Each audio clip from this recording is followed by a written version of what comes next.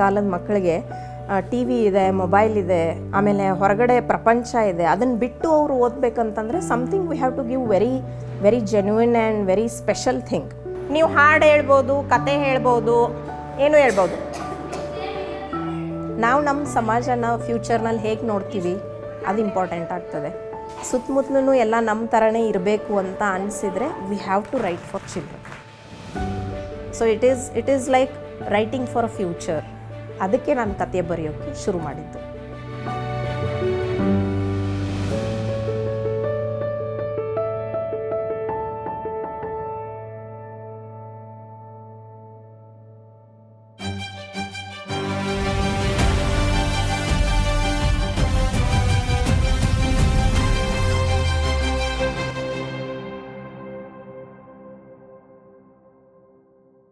ನನ್ನ ಹೆಸರು ಅನುಪಮಾ ಕೆ ಬೆಂಚಿನಮರಡಿ.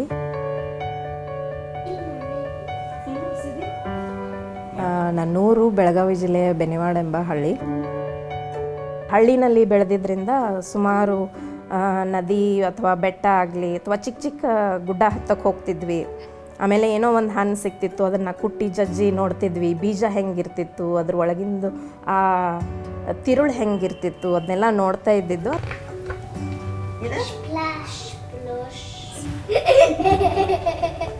ನನಗೆ ನನ್ನ ಮಕ್ಕಳಿಗೆ ನಾನೇನು ಕೊಡ್ತಾ ಇದ್ದೀನಿ ಅನ್ನೋ ವಿಷಯ ಬಂತು. ಇದು ಬಹುಶಃ ಎಲ್ಲ ಪೋಷಕರಿಗೂ ಅಥವಾ ಪೇರೆಂಟ್ಸ್ಗೂ ಬರೋ ವಿಷಯ. ನಮ್ಮ ಬಾಲ್ಯ ಅಷ್ಟು ಸುಂದರವಾಗಿತ್ತು, ನಾವು ನಮ್ಮ ಮಕ್ಕಳಿಗೆ ಏನು ಕೊಡ್ತಾ ಇದ್ದೀವಿ ಅಂತ ವಿಷಯ ಕಾಡೋಕ್ಕೆ ಶುರು ಮಾಡಿ.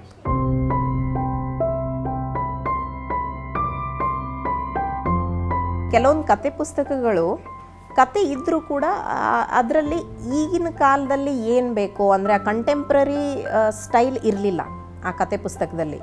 ಅದೊಂದು ಮೋರಲ್ ಸ್ಟೋರಿ ಇತ್ತು, ಒಂದು ನೀತಿ ಕತೆ ಇತ್ತು. ಅಂದರೆ ಈಗಿನ ಟ್ರಾಫಿಕ್ ಸೊಲ್ಯೂಷನ್ ಇರ್ಬೋದು, ಅಥವಾ ಈಗಿನ ಆ ಪರಿಸರದ ಆಗು ಹೋಗುಗಳಿರ್ಬೋದು, ಅದೆಲ್ಲ ಇರಲಿಲ್ಲ. ಆಮೇಲೆ ಈಗೀಗ ಜೆಂಡರ್ ಐಡೆಂಟಿಟಿ ಕೂಡ ಒಂದು it's a very huge topic.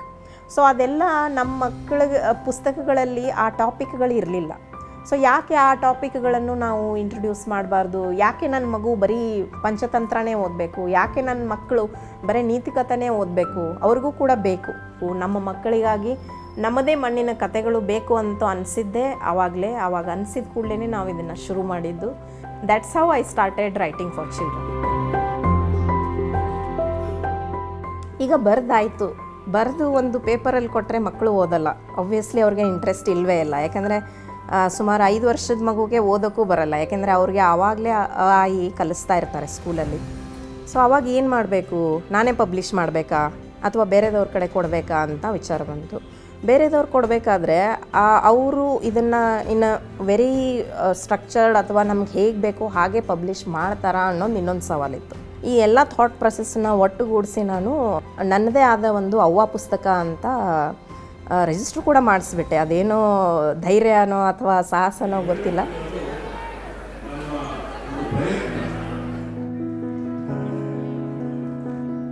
As a publisher I have to think how to sell this. So ಅದಕ್ಕೆ ನನಗೇನು ಅನ್ನಿಸ್ತು, ಬರೀ ಒಂದು ಬುಕ್ ಮಾಡಿ ನಾನು ಲಾಂಚ್ ಮಾಡಿದರೆ ಅದನ್ನು ಕಳಿಸೋಕೆ ಆಮೇಲೆ ಮಾರೋಕ್ಕೆ ತುಂಬ ಕಷ್ಟ ಆಗ್ಬೋದು. So I thought at a time why can't I publish around like 3-4 books. ಹೀಗೆ ಶುರುವಾಗಿತ್ತು. ಅದರ ಜೊತೆಗೆ ಇನ್ನೊಂದೇನಂತಂದರೆ ಚಿಲ್ಡ್ರನ್ ಲಿಟ್ರೇಚರ್ನಲ್ಲಿ ಬರೀ ಪದಗಳಷ್ಟೇ ಇದ್ದರೆ ಸಾಲದು. ಚಿತ್ರ, ಆ ಇಲ್ಲುಸ್ಟ್ರೇಷನ್ಸು, ಆ ಬಣ್ಣ, ಆ ಲೇಔಟು, ಅಪಿಯರೆನ್ಸು ತುಂಬ ಮ್ಯಾಟರ್ ಆಗ್ತದೆ.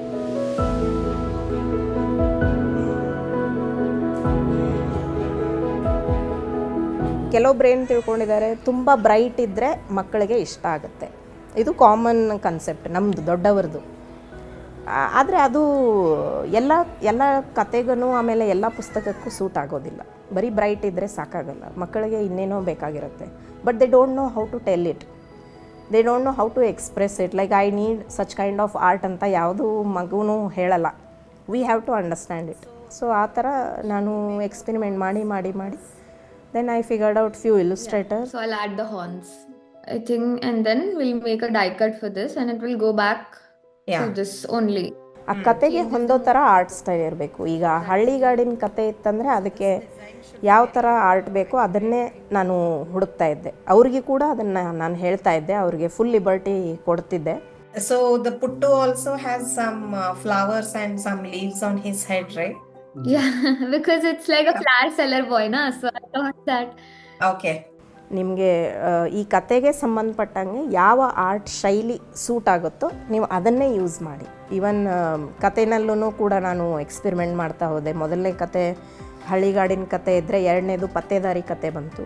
ಸೊ ಒಟ್ಟಿಗೆ ನಾವು 5 ಪುಸ್ತಕನ ಲಾಂಚ್ ಮಾಡಿದ್ವಿ.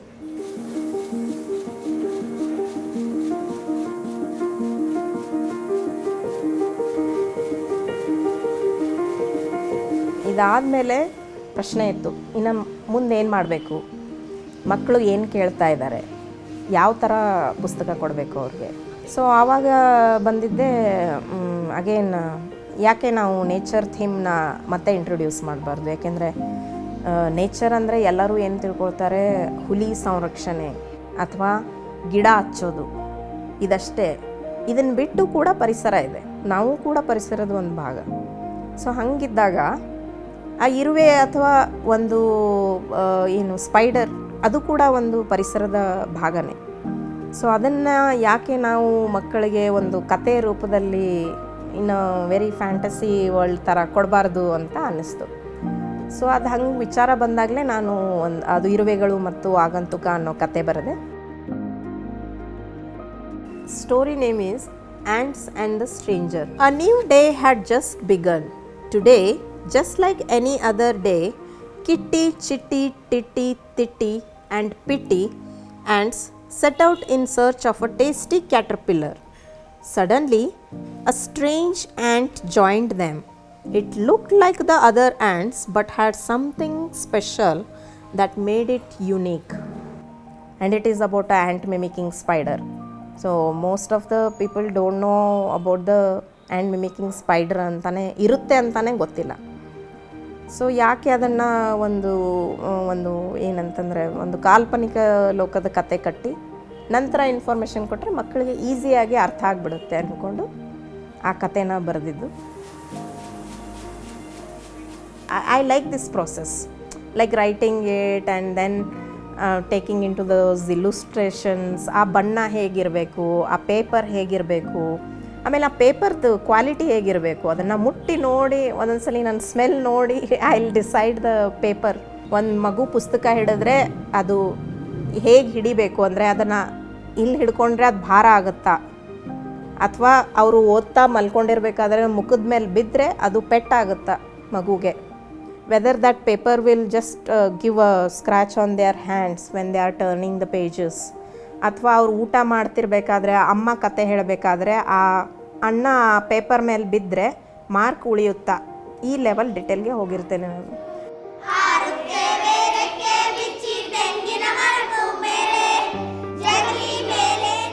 Other than this I do take workshops as well. Creative writing ಬಗ್ಗೆ. ಕ್ರಿಯೇಟಿವ್ ರೈಟಿಂಗ್ ಯಾಕೆ ಬೇಕು ಅನ್ನೋದೇ ಮೂಲ ಪ್ರಶ್ನೆ ಅಲ್ವಾ. ಯಾಕೆ ಬರಿಬೇಕು ಮಕ್ಕಳು ಓದಿದ್ರೇ ಸಾಕು ಅಂತ ಪೇರೆಂಟ್ಸ್ ಇರಬೇಕಾದ್ರೆ ಅವ್ರಿಗೆ ಬರೆಯೋದಕ್ಕೆ ನಾವು ಸ್ಫೂರ್ತಿ ಕೊಡೋದು ಇನ್ನೊಂದು ಚಾಲೆಂಜ್ ಅದು ಆ್ಯಕ್ಚುಲಿ. ಫಸ್ಟ್ ಚಿತ್ರ ನಿಮ್ಮದು ಏನಿದು? ನೀವು ಹಾಡು ಹೇಳ್ಬೋದು, ಕತೆ ಹೇಳ್ಬೋದು, ಏನು ಹೇಳ್ಬೋದು. I never give a ready solutions to them like a typical teacher in a classroom. ಇದನ್ನೇ ಬರೀರಿ. ಸೊ ಅವ್ರು ಬರೆದಾದ್ಮೇಲೆ I will get to know what they are writing. ಆಹಾರವನ್ನು ಇಲ್ಲದೆ ನಮ್ಮ ಮನೆ ಕಡೆ ಬಂದಿತು, ಆದರೆ and what how they are thinking actually. ಚೆನ್ನಾಗಿದೆ ಕತೆ. ಮಕ್ಕಳ ಪುಸ್ತಕ ಮಾಡೋದಂದರೆ ನಾನು ಬಿಸ್ನೆಸ್ಸಿಗೆ ಮಾಡ್ತಾನೆ ಇಲ್ಲ, because I am already in loss. But still I am doing it because ನನಗೆ ಅದು ಒಂದು ಹೋರಾಟನೇ ಅಂತ ತಿಳ್ಕೊಂಡಿದ್ದೇನೆ ನಾನು. ಯಾಕೆಂದರೆ ಆ ಪುಸ್ತಕಗಳು ಇಲ್ಲ, ಕನ್ನಡದಲ್ಲಿ ಇಲ್ಲ. ಅದನ್ನು ತರಬೇಕಂತಂದರೆ ಏನು ಮಾಡಬೇಕು ಅದನ್ನೆಲ್ಲ ಮಾಡ್ತೇನೆ ನಾನು. Even though it costs me a time and money, I will take it.